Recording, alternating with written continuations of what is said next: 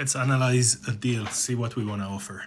So this is the townhouse. It's a small little 1060 square feet townhouse, 2 bedroom, 2 bath, 1 car garage in Henderson, Nevada.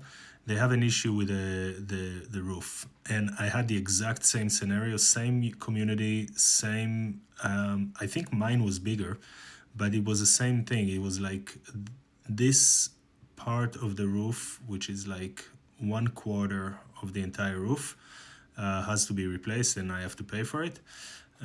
So I looked at what I spent the last time, and I'll show you, and we'll analyze the deal. So to do this, first of all, what you want to do is to look at the comps. What are things selling, to try to come up with what it's going to sell when you're all done.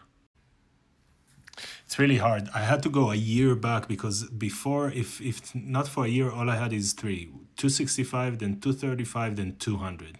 And go figure, it's a crazy market. It's cooling off. Is it really down to this, or is it somewhere here? And look, a year ago, they were selling for this price, 270, 280. But that's not the case anymore. And I need to know what I'm going to, the buyers don't care what it was a year ago. They care what they think it's worth today. That's all they care about. And today, look at this. There's one in escrow at 230, one asking for 250 but not getting it. 200 is the one we're looking at. 280, 309, 309. They're all sitting there. Let's see, 10 days on the market, 53, 166, 257. I need to, not be emotional and say, what is realistic? What am I going to get? Maybe I have to be conservative and go for the 200. Now, I'm not sure. So I'm going to bring in all the comps in the community to get a little bit better feel. And that will include bigger properties, but will help me to figure out where we're at. So much bigger property, 1553 with 3 bedrooms, 3 bath. It's a very different product. And a 2-car garage versus our 1-car garage, just closed for 299. And then you have the same exact as ours, 235, 287, and so on. And this is way back, like a year ago, so it's not really relevant. But look at this, on the market, nothing is selling. You have this 230, and then one asking for 250, one asking for 200, 284. So looking at all this, I felt like 225 would be a conservative number, but somewhat realistic, that I can feel pretty strong on. That's the number that I'm coming up with. There is one at asking for 230. Let's see how long. 49 days on the market. So let's look at the history. Let's look at the pictures. Okay, so it has issues, and that's why, whatever that is, looking pretty bad.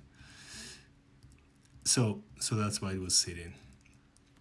Otherwise, it should have accepted an offer much prior to that. And let's see how they got there. Usually, there's gonna be a lot of time on they started too high. Let's see. So no, they started at 230 and they just stayed with it until they got an offer 49 days later. Okay, but because it's looking bad, I'm still feeling okay about that 225, and it should be still a conservative number. Okay, so now we're saying it's gonna be 225 when it's all said and done, but I want to see what it's gonna cost me to get there. So luckily, I could pull out what I did 2 years ago. I see that it's about 2 years ago, and prices have gone up a lot since then. So now I see I only paid $4,800 for that roof, which it seems low.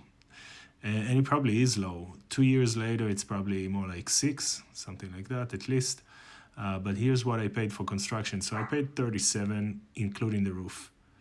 And because there is, prices went up a lot, I'm gonna go with 42 to feel pretty good. And now I put the numbers into my formula. So I have the 225, what I'm gonna sell it for. I have the 42 that I'm gonna put in rehab. I'm just playing with the number until I get around 8%. So I'll probably go a little higher than 150 if I need to, like 153,000. Yeah, 153 will put me at the 8%, but my offer is going to be 150.